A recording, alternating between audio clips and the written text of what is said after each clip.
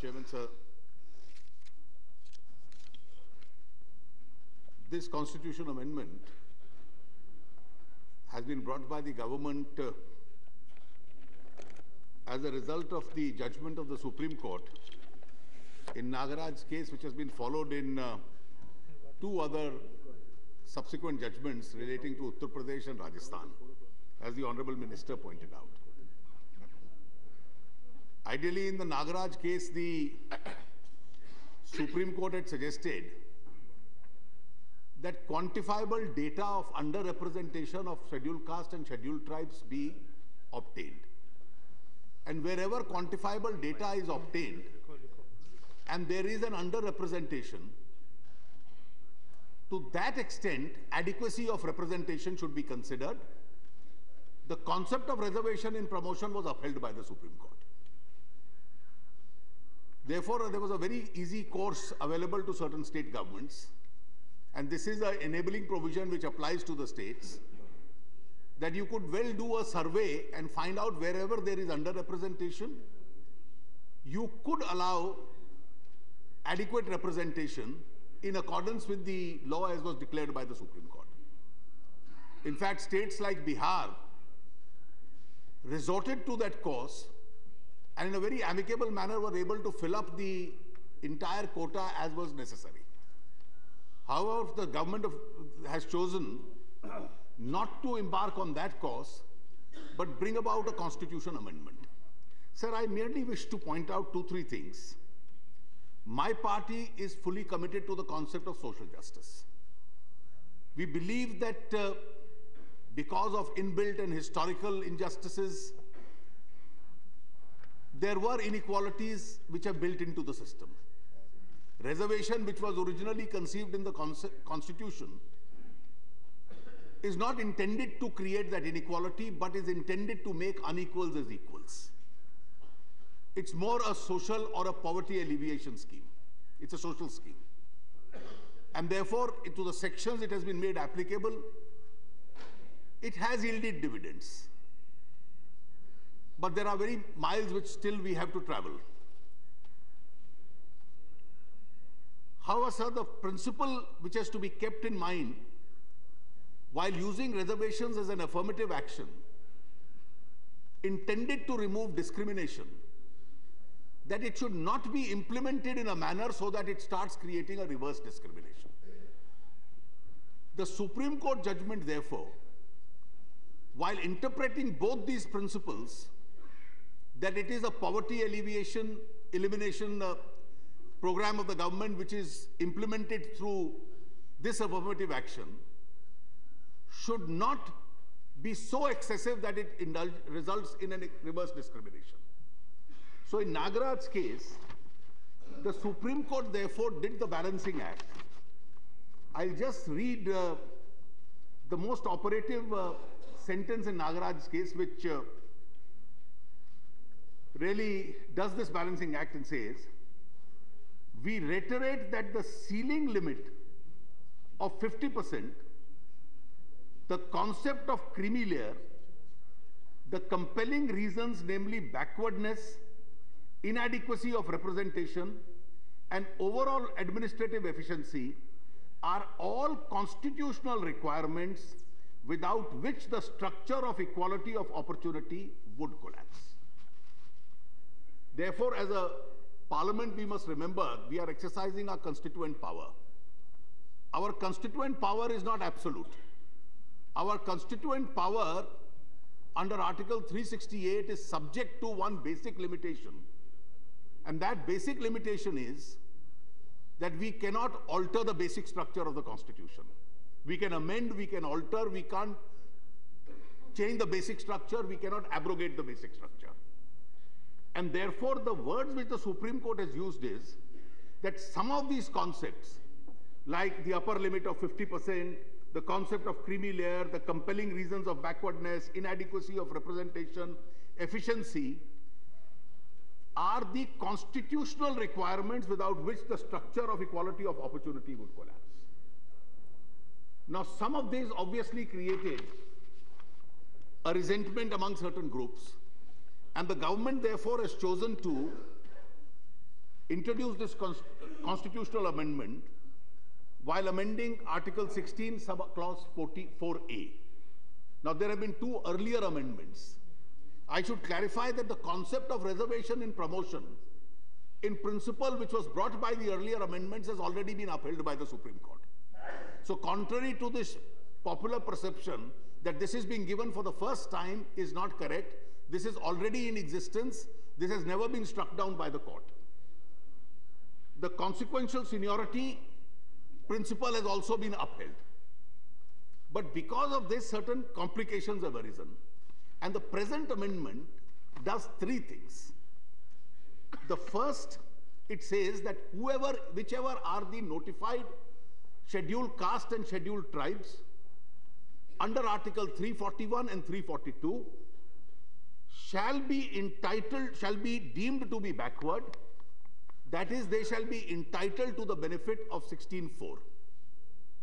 So the benefit must go to whoever is notified as a scheduled caste or scheduled tribe in Article 341 and 342.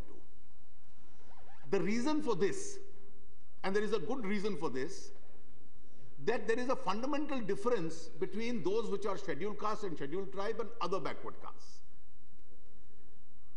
The stigma of caste, the stigma of social injustice is a stigma which is very difficult to get out of.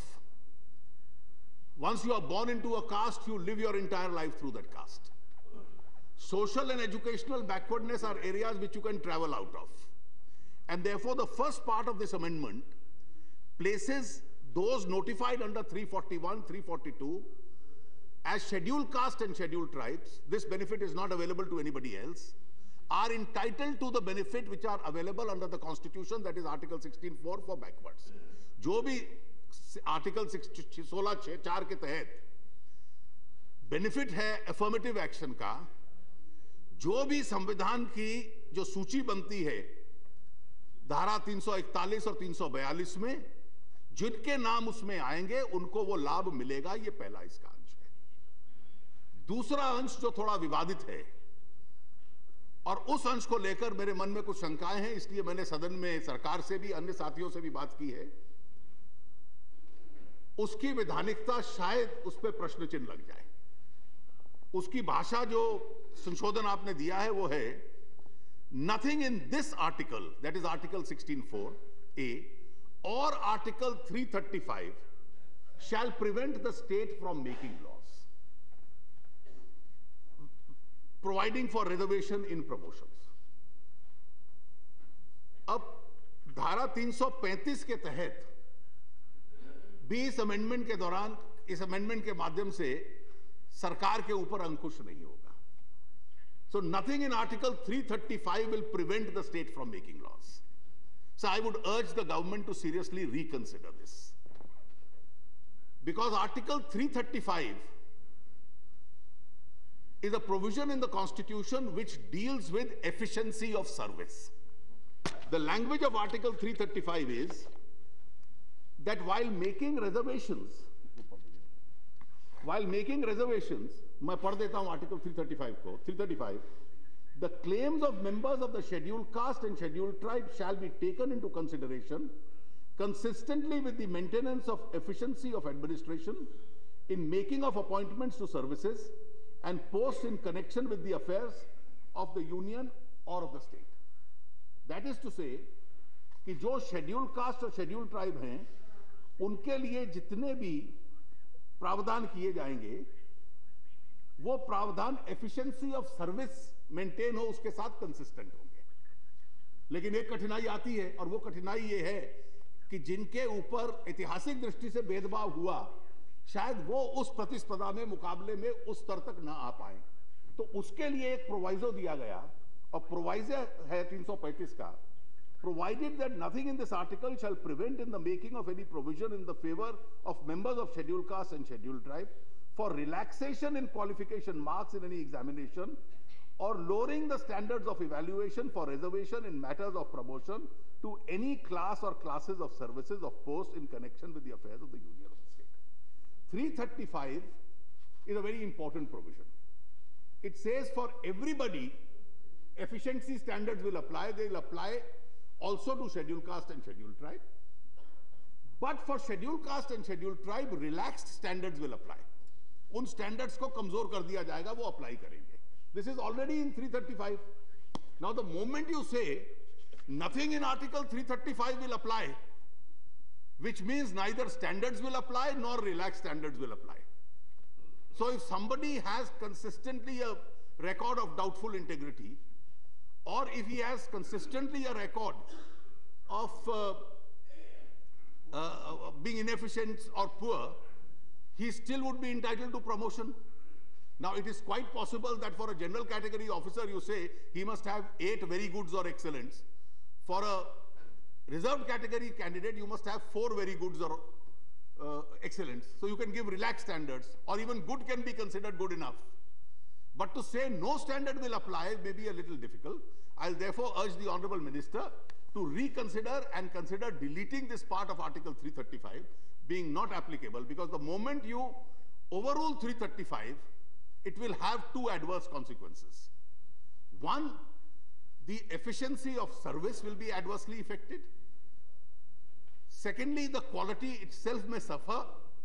And more important, it will run the risk of being struck down as unconstitutional, because in Nagaraj's case, the Supreme Court has said efficiency of service is one of the criteria of constitutional requirement without which the structure of equality of opportunity under Article 16 will collapse.